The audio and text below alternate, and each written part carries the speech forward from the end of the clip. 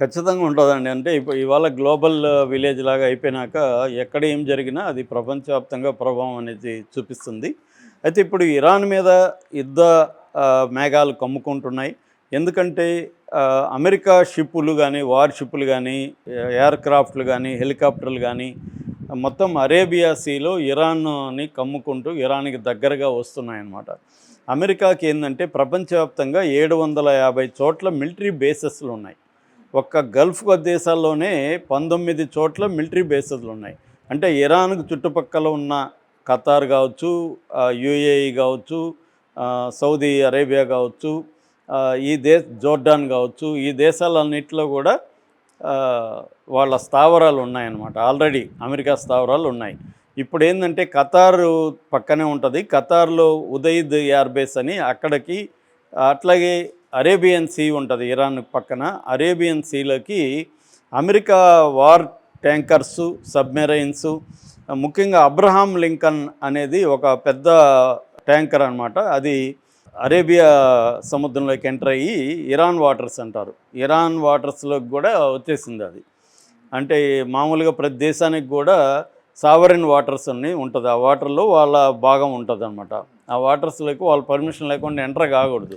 కానీ అమెరికా వచ్చేసాయి. మరోవైపు ఈ అబ్రహాం లింకన్ ఈ ఎయిర్ క్రాఫ్టర్ అంటారు దీన్ని. దీని మీద అనేక హెలికాప్టర్లు, ఎయిర్ క్రాఫ్ట్స్ ల్యాండ్ అవ్వచ్చు. అక్కడ నుంచి గాల్లోకి కూడా లేసి వెళ్తాయన్నమాట. అది కాకుండా సబ్మెరైన్స్ ఉన్నాయి. దాని కాకుండా ఫైటర్ జెట్స్ ఉన్నాయి. సో హెలికాప్టర్స్ ఉన్నాయి. అట్లాగే స్ట్రాటో ట్యాంకర్స్ అంటారండి. స్ట్రాటో ట్యాంకర్స్ అంటే గాల్లోనే ఒక విమానంలో ఫ్యూయల్ అయిపోతే గాల్లోనే ఈ విమానం నుంచి ఆ విమానంలోకి ఫ్యూయల్ని పంపిస్తారు. దాన్ని స్ట్రాటో ట్యాంకర్స్ అంటారు. స్ట్రాటో ట్యాంకర్స్ కూడా రంగంలోకి దిగేశాయి. అంటే యుద్ధానికి కావలసిన సన్నద్ధత అంతా కూడా రెడీగా ఉంది. ఆల్రెడీ ట్రంప్ ఏం చెప్పాడు, మాది లాక్డ్ అండ్ లోడెడ్ అన్నాడు. అంటే అన్నీ లోడ్ చేశాము, లాక్ చేశాము, రెడీగా ఉన్నామని చెప్పాడు ట్రంప్ మొన్న దావోస్లో కూడా. సో దాని తర్వాత మొత్తం కమ్ముకుంటున్నారు.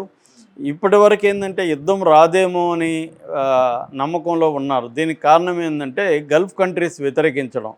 అంటే సౌదీ అరేబియా కానీ, యూఏఈ కానీ, ఖతార్ కానీ ఇవన్నీ వ్యతిరేకిస్తున్నాయని వార్తలు వచ్చినాయి. అట్లాగే ఇజ్రాయెల్ కూడా రెడీగా లేదు. ఇజ్రాయెల్ ఎలక్షన్ రాబోతున్నాయి త్వరలో. ఈ టైంలో ఇరాన్తో వార్ అంటే ఇజ్రాయెల్కి కూడా డ్యామేజ్. ఎందుకంటే లాస్ట్ ఇయర్ జూన్లో 12 రోజుల యుద్ధంలో ఇజ్రాయెల్ చాలా నష్టపోయింది. సో అందుకని యుద్ధం రాదనుకున్నారు. కానీ ట్రంప్ని ఎవడు కూడా ఎక్స్పెక్ట్ చేయలేడండి. అతను బ్రెయిన్లో ఏం జరుగుతుందని చుట్టూ ఉన్నవాళ్ళు కూడా పసిగట్టలేని పరిస్థితి. ఎందుకంటే వెనజులా ప్రెసిడెంట్ని ఎత్తుకొస్తాడని ఎవరు ఊహించలేదు. వేరే దేశంలోకి వెళ్ళి ఆ దేశంలో ప్రెసిడెంట్ని మనం ఏదో గోండాలు వచ్చి ఎత్తుకుపోయినట్టుగా ఎత్తుకుపోయాడు. కిడ్నాప్ చేస్తే అడిగేవాడు ఎవడు లేదు అతనికి ఏమీ ఎవడు చేమకొట్టినంత కూడా నొప్పి కలగలేదు. సో కాబట్టి ఇంకా ధైర్యం వచ్చింది. ఇప్పుడు ఇరాన్ని కూడా అలాగే చేస్తే ఎవడు అడుగుతాడు అన్న పద్ధతిలో ఏం చేశారంటే, ఆల్రెడీ ఇరాన్లో సమస్యలు ఉన్నాయి. 2018 నుంచి అక్కడ ఆంక్షలు ఉన్నాయి. వాళ్ళ వాళ్ళ వ్యాపారం ఎవరు చేయకూడదు. దాంతో ఆర్థిక పరిస్థితి దారుణంగా ఉంది.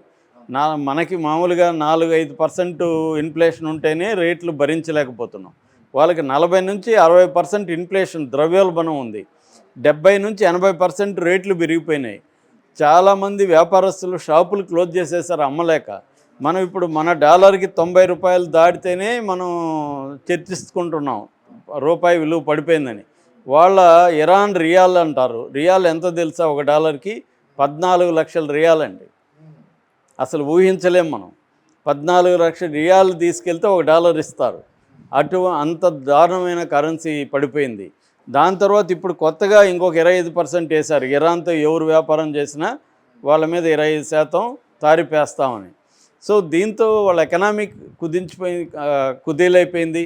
అందువల్ల అక్కడ ఒక తిరుగుబాటు అనేది వచ్చింది ప్రజల్లో. ఆ తిరుగుబాటుని అమెరికా మరింత పెంచి పోషిస్తుంది. ఈ తిరుగుబాటును అణచేయడం కోసం ఇరాన్ ఏం చేసిందంటే కొన్ని వేల మందిని చంపింది. ఎంతమందిని చంపిందో లెక్కలు కరెక్ట్గా ఎవరికి తెలియదు. ఇరాన్ ఏం చెప్తుంది, 3,000 చిల్లర మందిని మేము చంపామని చెప్తుంది.